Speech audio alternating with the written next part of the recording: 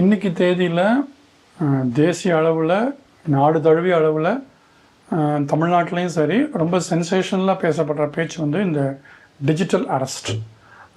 புதுசாக ஒரு வார்த்தையை கண்டுபிடிச்சி அது சென்சேஷனலான மாதிரி இந்த டிஜிட்டல் அரெஸ்ட் வந்து ரொம்ப அன்பாப்புலராக நொட்டோரியஸாக ஃபேமஸ் ஆகிட்டுருக்கு. இதில் வந்து சிக்கிறவங்க பார்த்திங்கன்னா ஒவ்வொரு நாளும் நம்பர் வந்து ஜாஸ்தியாக போயிட்டுருக்கு. இதில் என்ன வேடிக்கைன்னா இதில் ஏமாந்து பணத்தை இழக்கிறவங்கலாம் படித்தவனும் நல்ல பொசிஷனில் உள்ளவங்களும் நம்ம அறிவாளி நம்பக்கூடிய ஒரு குரூப் தான். இது வந்து ஒரு சைக்கலாஜிக்கல் டிஜிட்டல் வார்ஃபேர்னு சொல்லலாம் சார். இது எப்படி பண்ணுவாங்கன்னா, ஒரு விக்டிம் அவங்க சூஸ் பண்ணி ஒரு தொலைபேசியில் உங்களுக்கு ஃபோன் பண்ணுவாங்க. இந்த மாதிரி நாங்கள் வந்து சிபிஐயில் பேசுகிறோம், இடிலேருந்து பேசுகிறோம், இந்த போலீஸில் பேசுகிறோம். அது சொல்கிற போலீஸ் மோஸ்ட்லி வந்து நம்மளுடைய லோக்கல் போலீஸாக இருக்காது. என்ன சொல்லுவாங்கன்னா, இந்த மாதிரி நீங்கள் ஒரு மிகப்பெரிய குற்றத்தில் நீங்கள் மாட்டிருக்கீங்க. ஃபார் எக்ஸாம்பிள், நீங்கள் அனுப்பின கொரியர் பார்சலில் போதைப் பொருள் இருக்குது, அல்லது அதில் வந்து துப்பாக்கி இருக்குது, அல்லது நீங்கள் வந்து ஒரு போர்னோகிராஃபி வீடியோ நேற்று பார்த்தீங்க, அதில் வந்து பார்த்த அந்த பொண்ணு வந்து சின்ன குழந்தை, அதனால் அது போக்சோ அஃபென்ஸில் வருது, அல்லது வேறு ஏதாவது ஒரு அஃபென்ஸ் பண்ணியிருக்கீங்க, நீங்கள் இம்மிடியேட்டாக வந்து உங்களை நாங்கள் இது மூலமாக டிஜிட்டல் அரெஸ்ட் பண்ணுறோம் அப்படின்னு முதல்ல ஆரம்பிப்பாங்க. இந்த டிஜிட்டல் அரெஸ்ட் அப்படிங்கிறத கேட்டுப்பட்டவொடனே பழைய பேர் வந்து நிறைய பேர் ஒரு சைக்கலாஜிக்கல் ஒரு ட்ராமாவுக்கு வந்துடுறாங்க. ஏன்னா நிஜமாகவே அவன் ஏதாவது சின்ன தப்பு பண்ணியிருக்கலாம். ஃபார் எக்ஸாம்பிள், அவன் வீடியோவில் ஒரு மோசமான ஒரு பான் வீடியோ பார்த்துருக்கலாம்.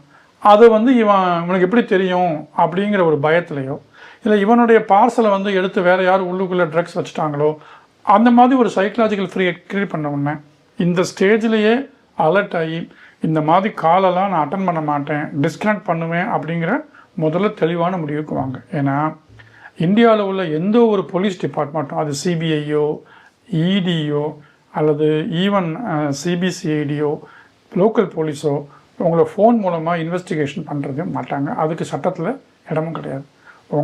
உங்கள் மேலே கம்ப்ளைண்ட் இருக்குது, இந்த ஸ்டேஷனுக்கு வாங்க அப்படின்னு சொல்லி சம்மன் கொடுத்தாலும் நீங்கள் போக வேண்டிய அவசியம் இல்லை. சம்மனே இல்லாமல் ஆன்லைனில் என்கொயரிக்கு கூப்பிட்றதுக்கான அதிகாரம் எந்த போலீஸுக்கும் கிடையாது. இதை முதல்ல பொதுமக்கள் தெளிவாக தெரிஞ்சுக்கணும். இந்த ஸ்டேஜை தாண்டி இதை அடுத்து என்ன பண்ணால் உங்களை வீடியோ காலுக்கு வர சொல்லுவோம். அந்த வீடியோ கால் பார்த்தீங்கன்னா ஒரு பெரிய செட்டப்பில் இருப்பாங்க.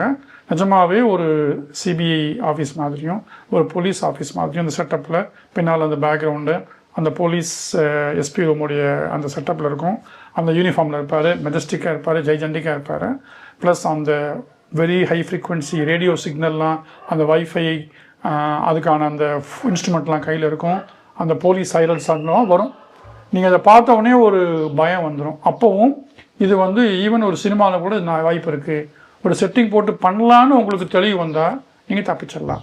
அந்த ஸ்டேஜ்லேயுமே அவன் வீடியோ காலுக்குள்ளே போனாலும் ப்ளீஸ் அண்டர்ஸ்டாண்ட், டிஜிட்டல் அரெஸ்ட்டுங்கிறது இந்தியாவில் எந்த சட்டத்துக்கும் தெரியாத ஒரு விஷயம்.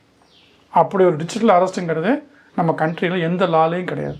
ஸோ இந்த விஷயத்தில் டிஜிட்டல் அரெஸ்ட் அப்படிங்கிறது கிடையாது, அதுக்கு சட்டப்பூர்வமான ஒரு அங்கீகாரமே கிடையாது. எந்த போலீஸும் எந்த சிபிஐயும் எந்த இடியும் டிஜிட்டல் அரெஸ்ட் ஆன்லைனில் பண்ண முடியாதுங்கிறது தெரிஞ்சுக்கிட்டிங்கன்னா நீங்கள் இந்த சிக்கலுக்குள்ளே போக மாட்டீங்க. பயந்து போய் அவன் சொல்கிறத நம்பிட்டீங்கன்னா அதுக்கப்புறம் என்ன பண்ணுவான், நான் உங்களுக்கு அந்த சார்ஜ்லேருந்து உங்களை ரிலீஸ் பண்ணுறேன் அல்லது பெயில் வாங்கி தரேன் அப்படின்னு சொல்லி உங்களுக்கு அவன் ஒரு ஆஃபர் பண்ணுவான்.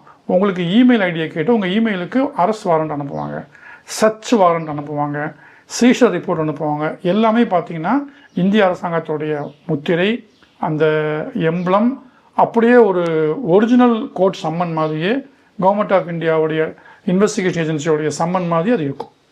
இவ்வளவு டெக்னாலஜியை பயன்படுத்தி அவனால் இதை வந்து ஒரு ஃபோர்ஜரியை க்ரியேட் பண்ண முடியாதா? அது ஏன் பொதுமக்கள் யோசிக்கக்கூடாது? ஸோ இன்றைக்கி உலகத்தில் யார் வேணால் எதை வேணால் செட்டப் பண்ணலாம், எந்த ஸ்டுடியோ செட்டப் பண்ணலாம், போலீஸாக நடிக்கலாம், மிலிட்ரியாக நடிக்கலாம், சிபிஐயாக நடிக்கலாம், பொய்யா ஒரு டாக்குமெண்ட்டை காட்டலாம். டிஜிட்டல் அரெஸ்ட், ஆன்லைன் என்கொயரிங்கிறது சட்டத்துக்கு தெரியாத விஷயம். அப்படி யார் ஃபோன் பண்ணாலும் அந்த ஃபோனை கொஞ்சம் கூட மதிக்காமல் காலை டிஸ்கனெக்ட் பண்ணுங்கள். அதுக்கு மேலே வீடியோ கால் போயிட்டீங்கன்னா உங்களை வந்து இந்த ரூமை விட்டு வெளியே போகக்கூடாது, யார்கிட்டையும் பேசக்கூடாது, நிறைய மிரட்டுவாங்க. காலை கட் பண்ணுங்கள். இம்மிடியேட்டாக உங்களுக்கு தெரிஞ்ச நம்பிக்கையான லாயர் இருந்தால் கூப்பிடுங்க, இல்லை போலீஸ்கிட்ட போய் நேரடியாக கம்ப்ளைண்ட் கொடுங்க. இதுக்கான சைபர் கிரைம்ஸுக்கான ஹெல்ப்லைன் இருக்குது, லோக்கல் போலீஸை போய் பாருங்கள். முதல் அறிவுரை, இந்த மாதிரி ஆன்லைன் த்ரெட் எதுக்கும் பயப்படாதீங்க. டிஜிட்டல் அரெஸ்ட் இந்தியாவில் அமலில் இல்லாத இவங்களாம் கண்டுபிடிச்ச ஒரு ஃப்ராடு அதுக்கு தயவு செய்து இரையாக வேண்டும்.